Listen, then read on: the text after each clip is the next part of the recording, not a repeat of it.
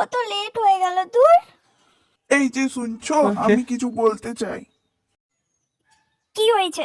না মানে আজকে গ্যালেন্টাইন্স ডে তো আজ, তো আমি তোমাকে ভালোবাসি, আই লাভ ইউ।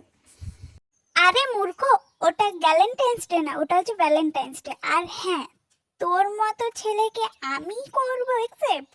তোর মুখটা দেখেছিস, সেই কিনে এসেছে আমায় প্রপোজ করতে। কেন, কি খারাপ আছে? যা যা, ভালো করে একবার আয়নায় দেখে আয় মুখটা। ও সরি বেবি, একটু লেট হয়ে গেল। I love you baby. I love you too baby.